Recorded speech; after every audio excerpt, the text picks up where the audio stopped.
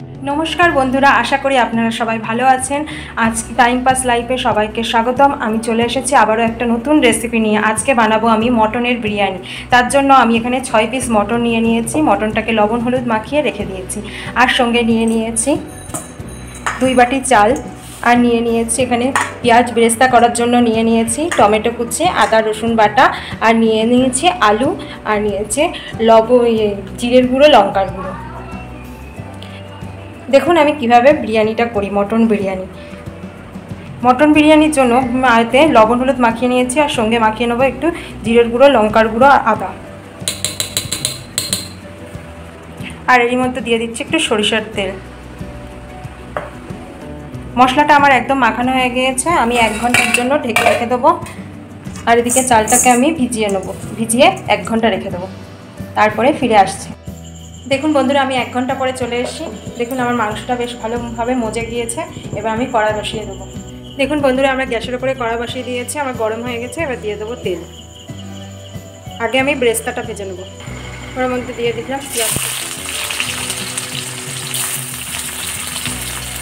বেরেস্তার মধ্যে খুবই সামান্য অল্প একটু লবণ দিয়ে দেবো। দেখুন বন্ধুরা, আমার বেরেস্তাটা একদম ভাজা হয়ে গেছে। এর মধ্যে একটু চিনি দিয়ে দেবো। নামিয়ে নেবো। ওই একই তেলেই দিয়ে দিচ্ছে আলুর মতো পরিমাণ মতো লবণ, আর একটু হলুদ গুঁড়ো দিয়ে দেবো। আলুগুলো আমার একদম ভাজা হয়ে গিয়েছে। এবার তুলে নেবো। ওই একই তেলে এবার গরম হয়ে গিয়েছে। আমি দিয়ে দেবো পেঁয়াজ কুচি। এবার দিয়ে দিচ্ছি আদা রসুন বাটা। ওর মধ্যে দিয়ে দিচ্ছি টমেটো কুচি। আমার আদা রসুন পেঁয়াজ টমেটো খুব ভালো করে কষানো হয়ে গেছে। দিয়ে দেবো মিক্স করা মশলাটা দিয়ে মাংসটা দিয়ে খুব ভালো করে কষে নেবো। দেখুন বন্ধুরা, আমার চালগুলো 1 ঘন্টা ভিজিয়ে রেখেছি। কতটা ফুলে উঠেছে। এবার আমি একটা হাঁড়িতে জল দিয়ে দেবো। আমি এই পাশে একটা গ্যাসে হাঁড়িতে জল বসিয়ে দিয়েছি। এবার আমি গরম। দেখুন বন্ধুরা, আমার মাংসটা একদম কষানো হয়ে গেছে। আর যেহেতু মটন তো ওই জন্য আমি প্রেশার কুকারে একটা সিটি মেরে নেবো। দেখুন বন্ধুরা, মাংসটা আমি প্রেশার কুকারের মধ্যে দিয়ে নিয়ে 2টো সিটি মেরে নেবো। এই পাশে হাঁড়িটা বসিয়ে দিয়েছি। হাঁড়িটার জল গরম হয়ে গিয়েছে। দিয়ে দেবো লবণ। দিয়ে দিলাম সাদা তেল। দিয়ে দিয়েছি হাঁড়ির মধ্যে গোটা গরম মশলা আর তেজপাতা। দেখুন বন্ধুরা, আমার জলটা ফুটে উঠেছে। এবার দিয়ে দেবো চালটা। এদিকে আমি বিরিয়ানি লেয়ারের জন্য আমি একটা গোলা তৈরি করে নিচ্ছি। এতে আছে দুধ, হলুদ আর লবণ আর চিনি দিয়ে দিচ্ছি এর মধ্যে। হলুদটা দিয়েছি কালার আসার জন্য। আমার কাছে রং নেই, তো আমি হলুদটা দিয়ে রং তৈরি করি।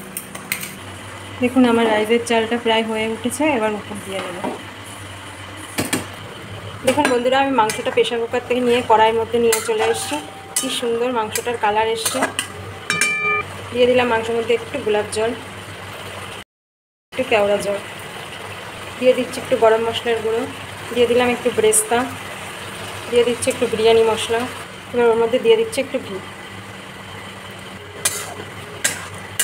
দেখুন বন্ধুরা, আমার বিরিয়ানির জন্য মটনটা কষা কমপ্লিট হয়ে গিয়েছে। এবার নামিয়ে নেব। বিরিয়ানি লেয়ারের জন্য আমি হাঁড়ির মধ্যে কটা তেজপাতা পাতিয়ে নিয়েছি।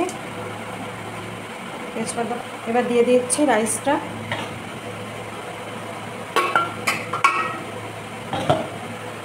এদিকে যে দুধের মিশ্রণটা করেছিলাম, মিশ্রণের মধ্যে দিয়ে দিচ্ছি একটুটা কেওড়া জল, দিয়ে দিচ্ছি একটু গোলাপ জল, দিয়ে দিচ্ছি একটা আতর।